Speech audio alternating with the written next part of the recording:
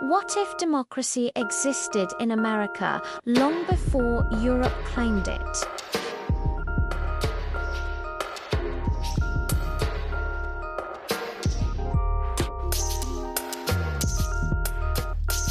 It's a narrative that many of us learned in school, but modern archaeology, combined with the power of oral histories and surviving historical records, reveals a completely different picture. Before Columbus ever set foot on these shores, indigenous nations had already developed incredibly complex systems of governance, education, law, and social organization. And they did it all without kings, castles, or written constitutions.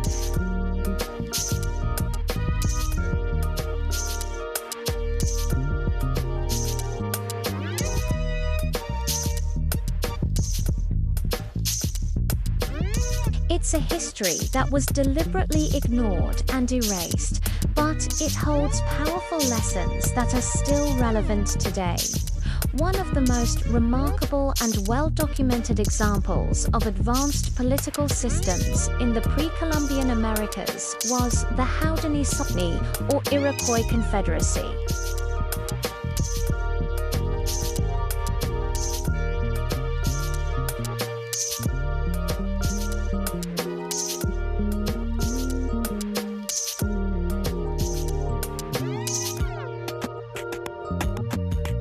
They were united under a shared council, a grand assembly where representatives from each nation met to discuss matters affecting them all. The core principle was peace, and decisions were made through debate, deliberation, and ultimately, consensus. No single leader could dictate policy. There was no absolute ruler. Leadership was earned through wisdom, integrity, and a demonstrated commitment to the community. Leaders, known as sachems, were chosen, not born into their roles. And here is a crucial detail that was centuries ahead of its time.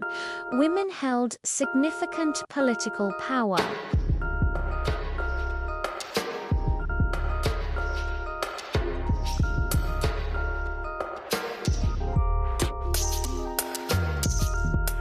This intricate system of checks and balances maintained peace and stability among its member nations for centuries. Long before similar ideas took hold in Europe, it stands as a powerful testament to a different kind of democracy, one built on cooperation rather than competition.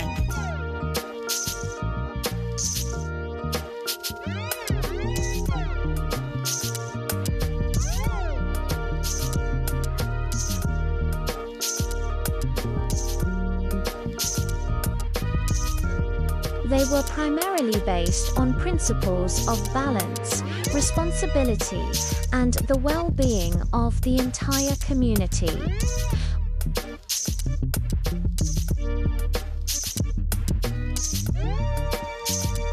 Instead, the focus was on restoring harmony within the community.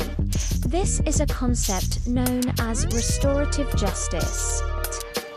Instead of isolating a person in a cell, the community would come together to address the harm that was done, understand its root causes, and find a way to heal the relationships that were broken.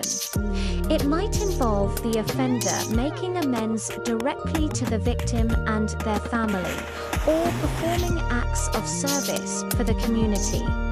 The emphasis was on collective responsibility. Everyone had a role to play in upholding the social fabric. It was understood that an offense by one person affected everyone, and so everyone was involved in the solution. This is an idea that modern justice systems are only now beginning to seriously explore as an alternative to punitive incarceration-based models.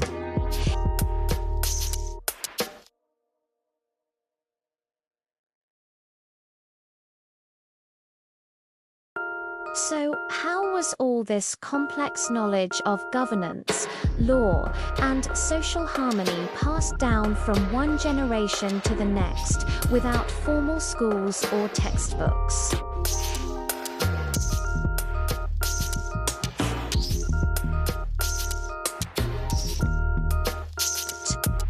Knowledge was transmitted through rich oral histories, epic stories, songs, and ceremonies that contained legal precedents, historical records, and moral teachings. Children learned by doing, through apprenticeships with elders and skilled members of the community.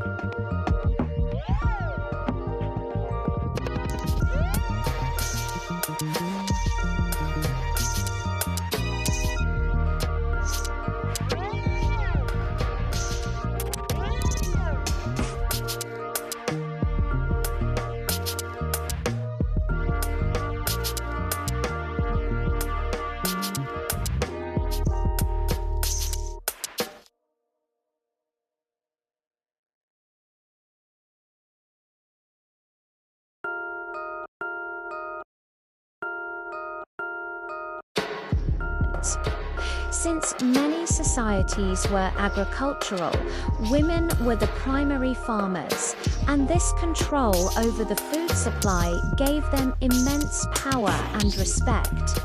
They weren't just laborers, they were leaders in agricultural innovation. Their political influence was also profound. As we saw with the Haudenosaunee clan, mothers had the power to appoint and depose male leaders.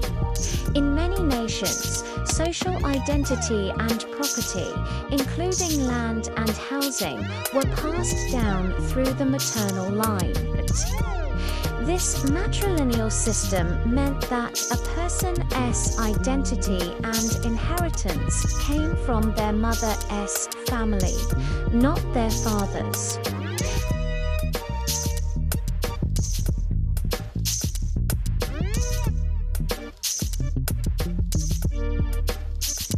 The idea of women holding such central roles in politics, economics, and family life was completely foreign and often incomprehensible to the European colonizers who encountered them.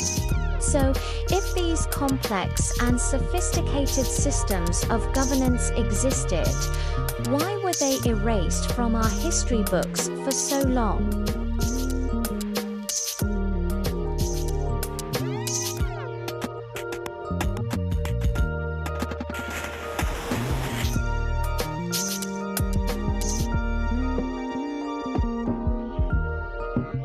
They saw indigenous governance through their own narrow lens. And because it didn't look like a monarchy, they often dismissed it as chaotic or non-existent.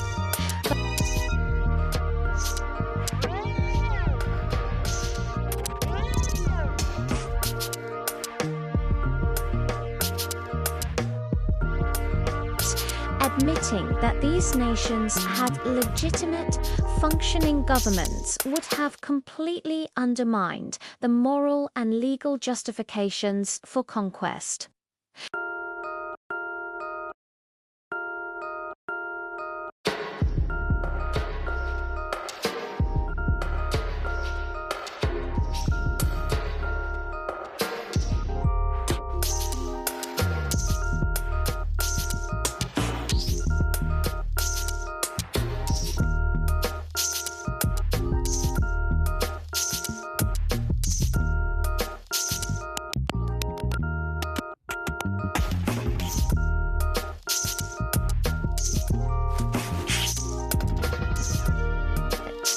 Over centuries, this deliberate erasure became embedded in mainstream history, creating the myth of a new world that was wild and empty, waiting to be civilized.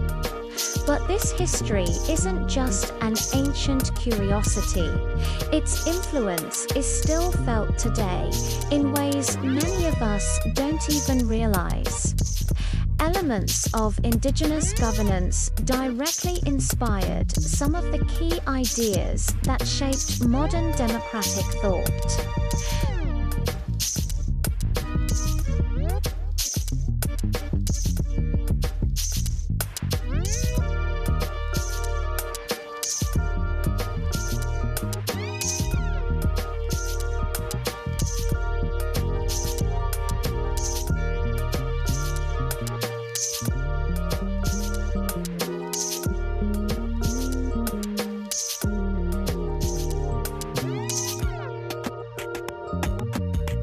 The ideas of checks on executive power and ensuring leaders are accountable to the people they represent were not just abstract theories. They were practices that had been working for centuries in America. While the US Constitution ultimately adopted a very different and less equitable model, the influence is undeniable.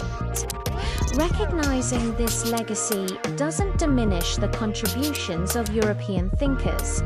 It simply completes the story.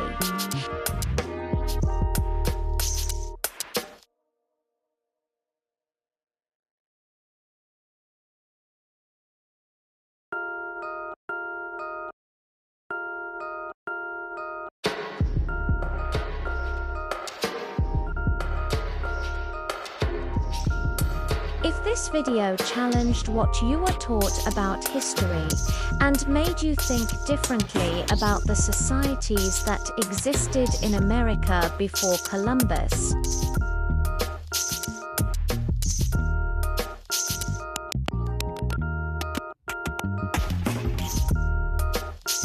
and I'd love to know your thoughts in the comments. Let me know, should indigenous governance and its influence on modern democracy be a required part of the history curriculum in schools? Thank you for watching.